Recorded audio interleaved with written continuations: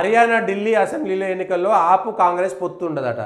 ఆమ్ ఆద్మీ వాళ్ళు కిందికి మీదికి ఎగిరిరు. కాంగ్రెస్ ఆమ్ ఆద్మీ ఢిల్లీలో పొత్తు పెట్టుకొని 4 సీట్లు మీకు 3 సీట్లు నాకు, మొత్తం నరేంద్ర మోడీని కింది నుంచి మీ దాకా ఓడగొడతామని కలిసి పొత్తులు పెట్టుకొని ఇవాళ 2 రాష్ట్రాలు హర్యానా ఢిల్లీ అసెంబ్లీ ఎన్నికల్లో మాత్రం పొత్తు ఉండదట.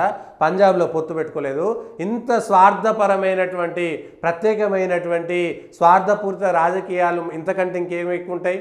అక్కడ కమ్యూనిస్టులేమో కేరళలో పొత్తు పెట్టుకోరు, మిగిలిన చోట పొత్తు పెట్టుకుంటారు. ఇక్కడ ఆమ్ ఆద్మీ పంజాబ్లో మాకు పొత్తు లేదని ఆ రోజు ఆమ్ ఆద్మీ పార్టీ మొత్తం పార్లమెంట్ ఎన్నికల్లో కాంగ్రెస్ పొత్తు ఉంటుందట, ఇక్కడ ఉంటుందట, అక్కడ ఉండదట. ఇట్లాంటి విచిత్రమైనటువంటి స్వార్థపూరితమైనటువంటి పొత్తులు పెట్టుకోవడం ఇంతకంటే ఇంకేం కావాలి? ఏ ఎజెండా మీకు? దేశం అనేటువంటి ఎజెండా లేకుండా పోయింది. ఆ రోజు కూడా మేము దేశం కోసం నరేంద్ర మోడీని ఓడగొట్టాలనుకుంటే ఆమ్ ఆద్మీ పార్టీ ఆ రోజు ఢిల్లీలో పంజాబ్లో పొత్తు పెట్టుకోవాలి, కానీ పొత్తు పెట్టుకోలేదు. కమ్యూనిస్ట్ పార్టీలు కూడా నరేంద్ర మోడీ ఓడిపోవాలట, ఇంకో చోట పొత్తు పెట్టుకుంటారట, కానీ కేరళలో పొత్తు పెట్టుకోరట. ప్రజలు ఆలోచించాలి. ఎవరివి స్వార్థపర రాజకీయాలు, ఎవరివి హిడెన్ ఎజెండాతోటి నడుస్తున్నటువంటి రాజకీయాలు అనేటువంటివి ప్రజలకు తెలియాలి. పాము పడిగేంది, తోక సుట్టమైంది, ఒక చోట పొత్తు ఏంది, ఇంకో చోట పొత్తు లేకపోవడం ఏంది?